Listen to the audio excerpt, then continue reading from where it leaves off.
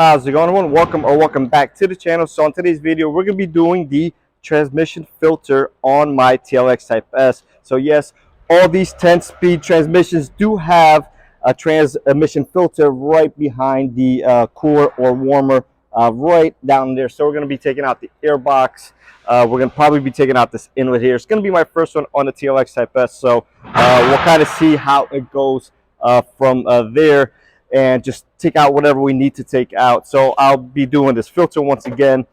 We got a couple O-rings here, and we have transmission fluid here, which I will be doing it, although I won't include it in the video. I will have a separate video on that. They already made a couple of years ago, and include that in the description section down below, just to keep the video at a reasonable length. So the car does have 31,000 miles. First time I changed the fluid was at 15,000, and my car is modified. So that depends totally on what you want to do. The Honda maintenance system is horrible. So regardless if it's modified or not, chances are you're driving this car hard. So again, I'm going to be doing mine every 15,000 miles as far as the transmission fluid goes, and the filter every 30,000 with the transmission fluid again. I'm going to follow those intervals, at least for now. If the car ever makes more power, maybe I'll do it every 15,000 miles with the transmission service. We'll kind of see how it goes from there.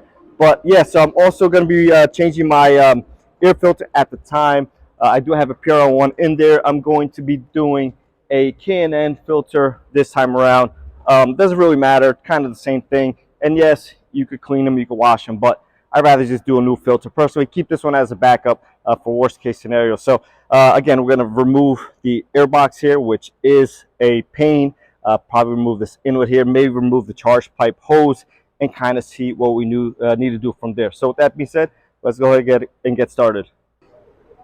All right, so first things first, we're going to start by removing the airbox. So take off one clip here, careful not to lose it. Slide this over to the side. This breaks off if you have the PRL set up. And now just pull this up. It is a tight fit and slides out just like that. Now to remove the airbox, I personally like to take out this bracket here. It gives us a lot more space. And to loosen the box, you have a couple of 8mm screws or Phillips, and loosen the hose here on both ends just to make it as easy as possible. We're going to disconnect our master flow sensor. All right.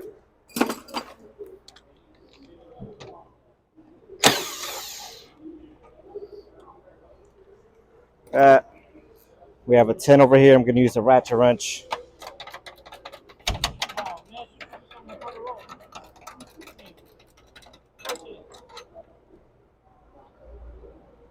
So be patient with it.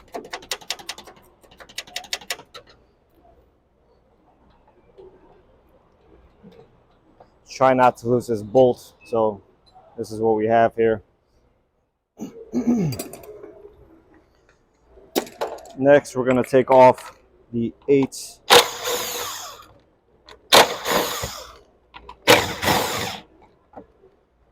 We have a total of 4 of them.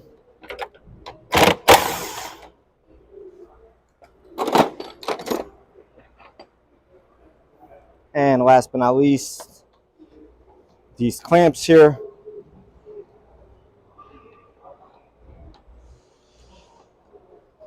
Airbox is super frustrating to take out, so just be patient with it.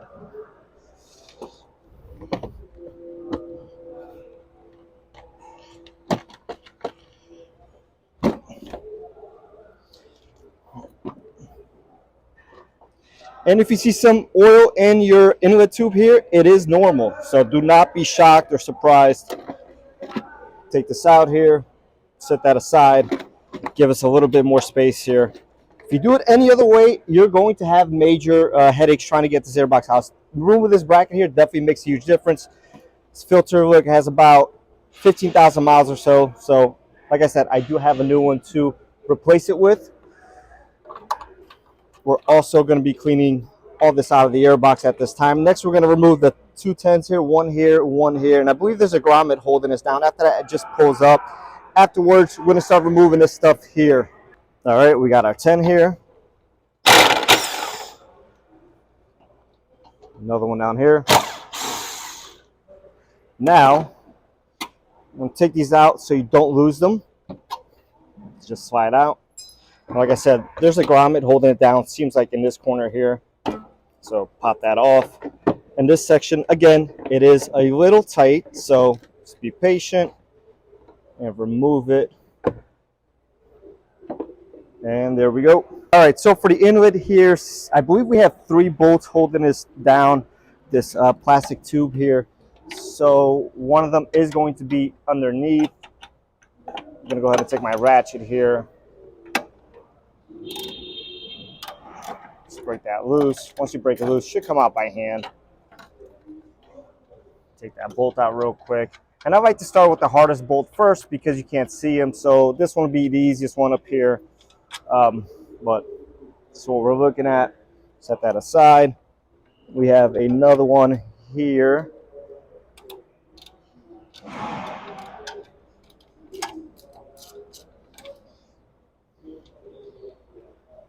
And we're probably gonna have to loosen a couple brackets here. We're gonna just move that out the way. And last but not least, this top one here. Just crank that loose. These are not tight.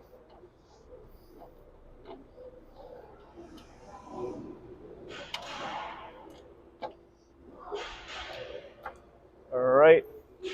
And as we can see, this is loose. So like I said, there's some stuff here I'm probably gonna have to move out the way. But that's the general idea. All right, let's go ahead and try to remove this one here. See if we have enough play here to get out of the way. It looks like we have some other stuff holding us back here. Possibly this one right here. Just pay attention to the length of the bolts. This one is shorter than the previous one I took out by a little bit. So I think if I leave this like this here, we should have enough space. I'm gonna take a bungee here just so it doesn't keep falling. And take a note that there should be some O-rings here on this inner tube here. So there's 2 of them, one bigger one smaller one. If you guys can see that there, just making sure when you put it back that they don't fall out of place. Typically on the 10 speeds, we would fill them through here. As we can see, the Type S does have the support bracket here for the turbo, making it extremely hard to do so. So hence why we had to fill it using the fill tube there versus just going through here like most people suggest. And I do that any car but the Type S. So unfortunately, that's where we had to fill it. And I'll have that either in a picture or, again, you can refer to the transmission fluid change video that I will have in the description section down below. All right, so we are going to remove this inlet here. Already cracked this one loose. This car is definitely very frustrating to work on as a tech, as a DIYer, even more so. And we got it out. All right. So now we're going to move this over as well. And we have somewhat more space here. Let's try this setup here. 1-inch extension with a short 12. Trying to get to the bottom bolt first because that's the hardest one to get to. I always like to try it with the hardest first. And we cracked it loose.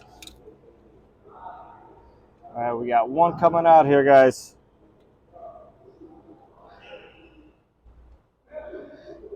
And you're working blind here, so if you're attempting to do this, just know that. A lot of stuff you're not going to see. So we have our first bolt here. Should be 3 of these, if I recall correctly.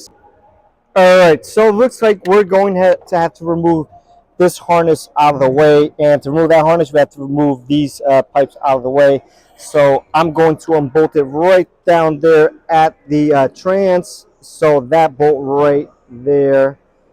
And then a harness bolt is right behind it, it looks like. So we're going to go ahead and take those out right now and then proceed with the process.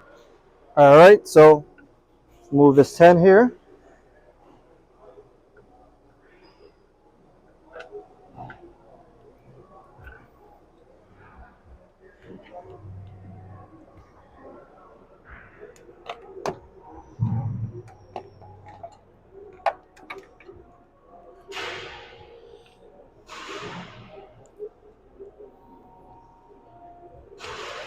moving this 10 down here. Crack it loose. There we go.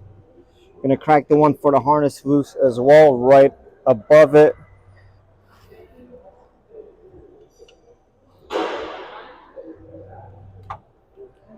Both are loose, and I'm gonna turn them out by hand.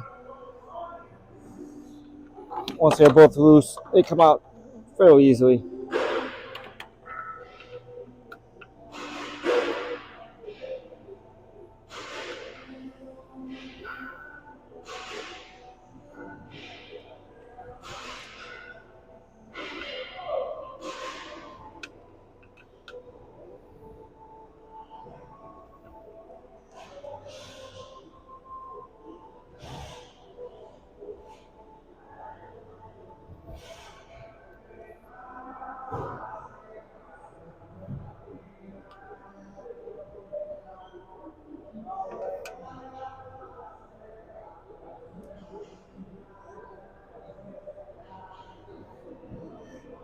Now taking out the harness one, almost all the way out. Let me grab it by hand so we don't drop nothing into the abyss.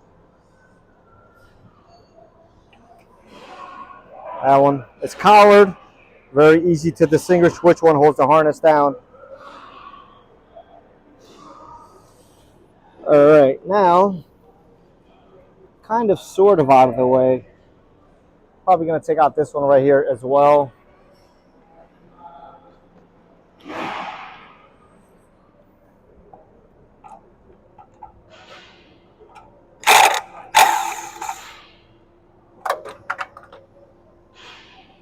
This one again, also collared.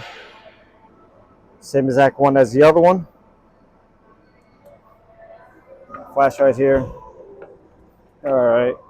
So definitely seems like we have some more movement here. So now we should be able to access that other bolt underneath. And then lastly, we have that one right in there. That was easy to get to. Again, I like to get to. I already cracked it, but I like to get to it. I'll get the hard ones out of the way first. All right, so now that we have more space, I'm going to use this setup here. Short 12-inch, about a 2.5, 3-inch extension, and a very small 1/4-inch ratchet. Unfortunately here, we're going to have to use as small as compact tools as possible. It's very limited on space, especially with me trying to record this and get you guys in on the action here. If you wanted to do this yourself, it is what it is.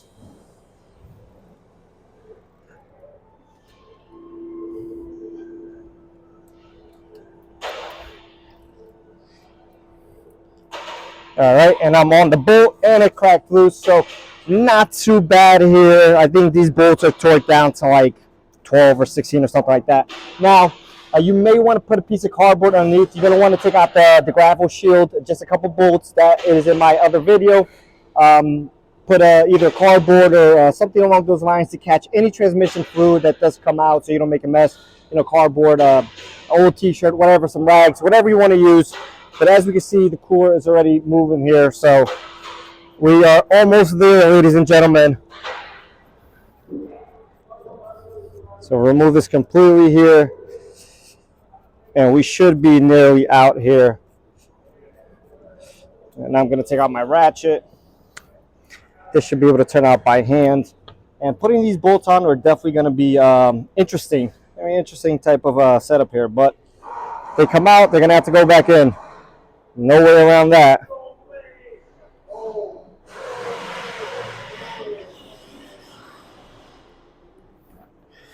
And still have some threads left, so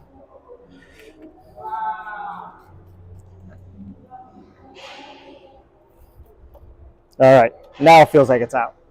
Let's go ahead and see. Hopefully don't lose this bolt. Probably very high chances of that happening. All right, and we're successful here. So you're gonna have 3 of these. We already took out one before. The last one is right up here. Try to adjust my flashlight here so you guys can see. And this one we can take out by hand already. I loosened it, so almost there, guys. Appreciate your patience with this, as this car is a very limited amount of space to work with versus your conventional, Acura, TRV, whatever. Accord, Odyssey, anything with this 1080, not the CRV, not yet at least, maybe someday. All right, last but not least here. And once you pull this out, good chance that some fluid does come out. Shouldn't be too much. All right, trying to get a good shot for you guys in here. See if this cooperates. And there we go. We can see the two O-rings in here. Now you're just going to have to figure out how to remove those if you want to change them. As you see, some fluid is coming out. So make sure you do have some fluid for that. All right, guys. So the Type S transmission, unlike any other 10-speed, has this bracket here. And this is for the cooler. So there are these clips right over here. I highly recommend you getting at least one more in case you do lose one. I'll have the part number for that for you guys. So there's 3 additional bolts here that we need to remove. They look exactly like the warmer or cooler bolts here for that. So you could mix and match them. Doesn't really matter. The O-rings are going to be the 6B8 part numbers. I have everything in the description and posted on the video. And that's going to be these 2. You have a big one and a small one. They are very close in size. So be extra cautious when getting them. And then the 5LJ part numbers here is going to be for the cooler right over there. So again, very close in size here. So be careful not to mix and match them at this point. And again, this is secluded basically to this the Type S, probably the MDX Type S one as well. And this is the filter here. You're going to use some sort of a tool right here to get the pick out. Use a pick to get this filter out, and I'm going to try to capture this on video for you guys real quick. But as you can see, it is very hard to get in there, so we can see it right down in there. All right, so let me try to capture this for you guys. Probably going to be nearly impossible, but we will try anyways. It's just a horrible spot, and we can see the filter coming out here. So filter is coming out. Just note the direction. There is an O-ring on the filter as well. So we do have that one. Obviously a huge color difference here. So big difference. So our final O-ring is here. So you need a total of 5 different O-rings. And we're just going to slide that onto here at this point. You could use some transmission fluid to kind of lube it up if you want to. So just goes on just like that. We're going to take some ATF here, just lube it up. You can use old, you can use new, doesn't matter. I'm changing fluid so often that it basically looks brand new still. New obviously is better. And just going to take it in here and just pop it into place just like that. You hear a nice solid pop and we are good to go. Just double check and we are in there. You can see the new filter right in there already. So now it's time to start swapping some of these O-rings around and get everything back together. All right, and I'm going to use this is a seal tool, so I don't scratch anything, scar anything. Just like this, pops out real easy. So again, 6B8 part number, and we're just going to go ahead and confirm the size here. And we are good. Pop that into place just like that. As you can see, very finicky. So just be careful, take your time. Same thing with this one here. Move these aside so we don't get them confused.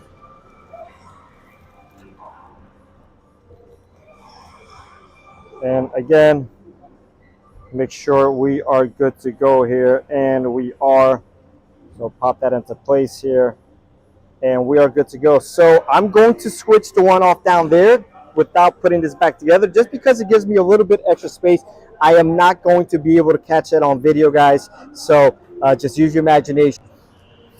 All right, guys, I swapped over all my O-rings. Now, this is a crucial step. Now, these you could actually put back, which is way easier than if you put them on in the car. So I highly recommend you doing these before you put them in, and they do pop in when you press the line in, because the line has a taper to it, so a lot easier to do it on the workbench or over here on a mat, whatever, versus in the car. You also may want to go ahead and clean off any excess oil that there may be, from just the car being old or whatnot. You also, I don't like it, but I have the option of not doing the O-rings. Personally, I think you should change them every time, but that's totally up to you. So this is ready to go back together. I'm just going to wipe it down a little bit, and then we are good to go. So we have our clips in there. As I press the line in, they'll expand and then fall back into place. Just give them a nice tug afterwards. Make sure they don't pop off. So we're going to go ahead and get these in there. We're going to put the 3 bolts back in there. If you want to torque them, that's great. If you don't, then that's fine as well. Do not go crazy over torquing them. And don't forget your bolt here that holds the coolant passage pipe. So again, you probably don't even have space to torque these, to be honest. So if you don't torque them, it'll be okay. It's going to be very hard to capture that on video. So I'm just going to put this back on and then try to record again once maybe I'm putting on the cooler. We'll see at that point. All right, so everything as far as the cooler is back in place at this point. We're going to have to tighten this bolt for the coolant passage pipe. All right, that is done. Now we're going to have to bolt this bracket back up using our 2 collared bolts here. So these 2 bolts, these are very easy to put on.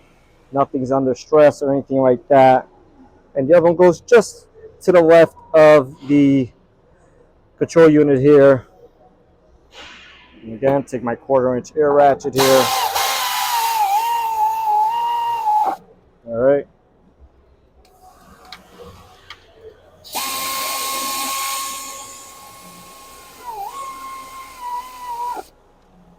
All right. Now that that's in place, we're going to slide those transmission lines back on here. Try to get it in here for you guys. So see one right up here and then the other one. So one's here, the other one is down in here.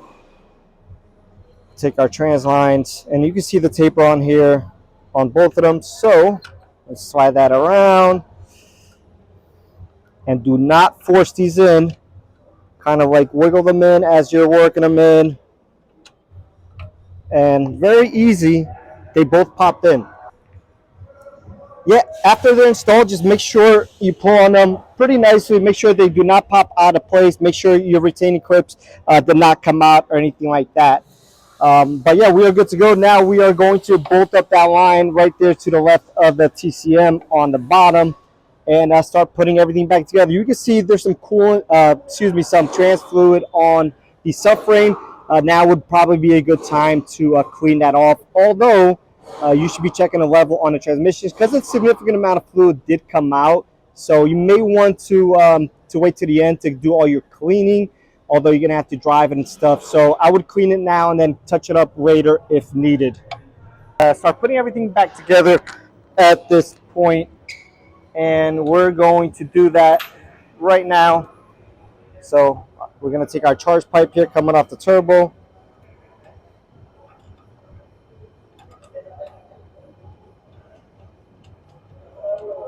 Put these on.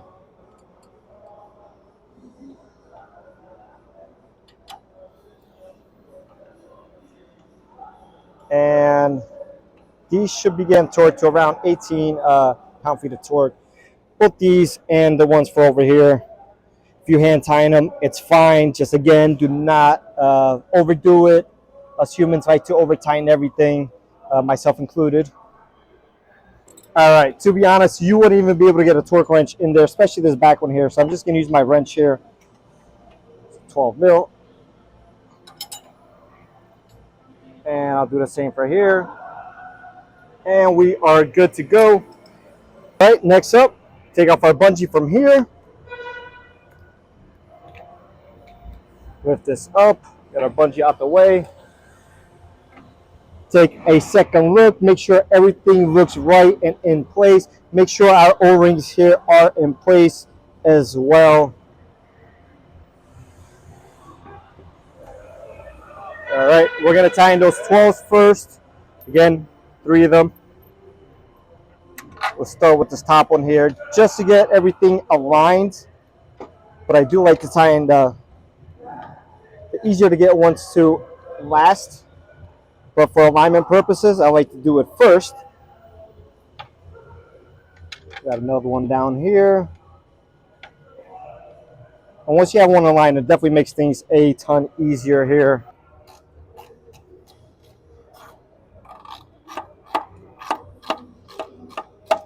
All right, and just like that, all three of them are tight. All right, now our airbox back in. First time I did this one definitely was pretty challenging. Gotten used to it now. Figured out taking out more is better.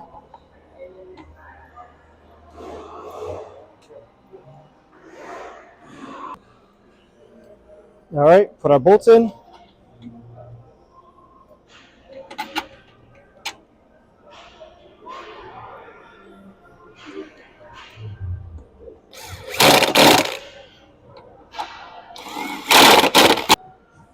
Get our new filter in.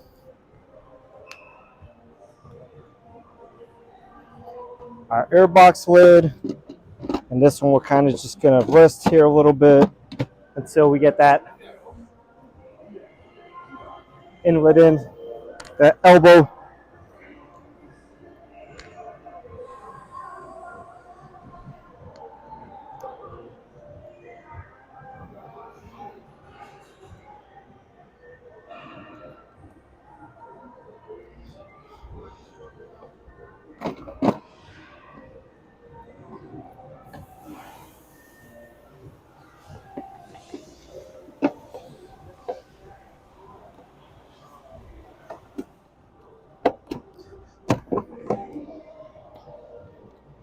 All right.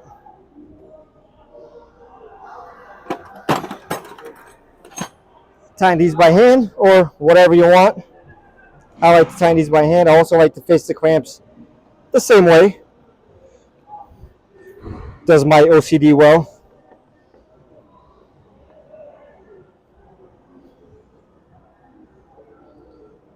Same thing goes for here.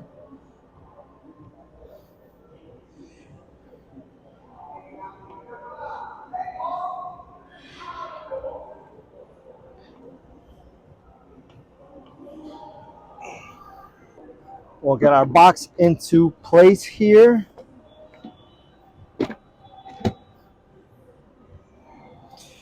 We'll pull up our harness here.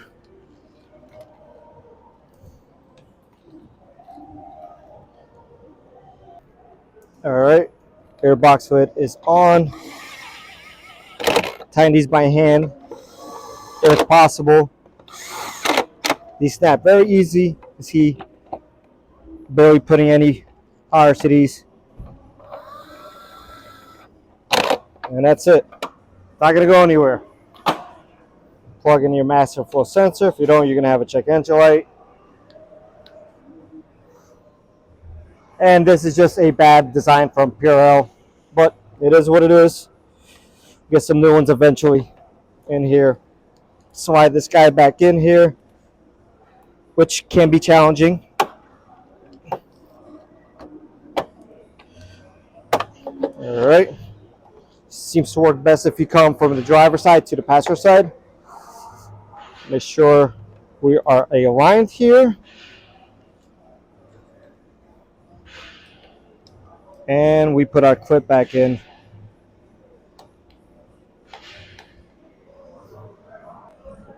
All right. Now we're going to put this guy back on here.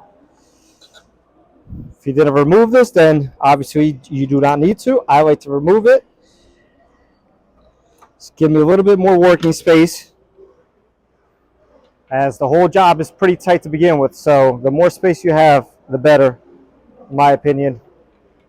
And then we're going to lift it up, and I'm just going to show you where to fill it and check it. And if you're doing a trans service, obviously where you will need to drain it at that point, which is probably when you're going to be doing this. But once again, in order to keep the video kind of short and reasonable, and it's still going to be long, was to separate the videos at this point. And I already had a video on the trans service, so all right, we are all good here. All right, so the shield is out. You have about 8 or 9 screws that hold it in place. You take it out, And then typically there's a brace here. I took it out. I'm getting something that, or try to get something made, so it's not here. Couple 14s. You got to take a couple of these clips out to get it down. So if you have it there, you're definitely going to want to take it out to get access to this. And the fill hole is going to be just above this white sticker here. Again, very hard to see.